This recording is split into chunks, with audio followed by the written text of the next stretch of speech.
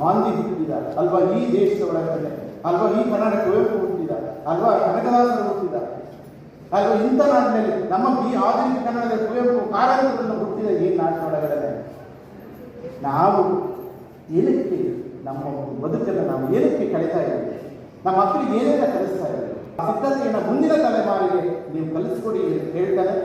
ನನ್ನ ನಿಮ್ಮೆಲ್ಲರ ಪ್ರೀತಿಯ ಕರೆಗೆ ಹೋಗುವುದರೊಂದಿಗೆ ಕೆಲವು ಮಾತುಗಳಿಗಾಗಿ ವಿರಾಮವನ್ನು ಹೇಳ್ತಾ ಇದ್ದೀನಿ. ತುಂಬ ಅಭಿಮಾನ ಮತ್ತು ಪ್ರೀತಿಯಿಂದ ನಿಮ್ಮೆಲ್ಲರಿಗೂ ಈ ಸಾಹಿತ್ಯ ಸಮ್ಮೇಳನದ ಶುಭಾಶಯಗಳನ್ನು ಬರೆದು ಮಾಡ್ತೀನಿ.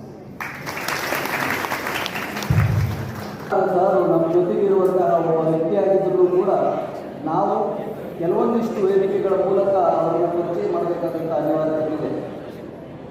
1982ರಲ್ಲಿ ಅವರು ಶಿಕ್ಷಕರಾಗಿ 37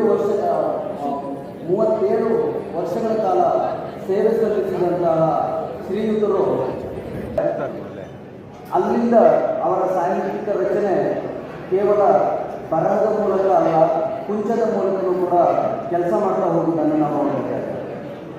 ಇವತ್ತಿಗೆ ಸುಮಾರು 35 ಪುಸ್ತಕಗಳನ್ನು, ಇವತ್ತಿನ ದಿವಸದಲ್ಲಿ 36 ಪುಸ್ತಕಗಳು, ಮತ್ತೆ ಬರೋ ವರ್ಷ 34 ಪುಸ್ತಕಗಳು, ಅವು ಹೆಚ್ಚು ಮಕ್ಕಳ ಸಾಹಿತ್ಯವನ್ನು ಕೇಂದ್ರೀಕರಿಸಿದ್ರೂ ಕೂಡ ಆ ಮಕ್ಕಳ ಸಾಹಿತ್ಯದಲ್ಲಿರುವಂತಹ ಮಗುತನದ ಅಂಶವನ್ನು ಬಿಟ್ಟುಕೊಡದೆ ಅವರ ಸಾಹಿತ್ಯ ಬಂದಿರುವುದನ್ನು ನಾವು ನೋಡಬೇಕಾಗುತ್ತೆ.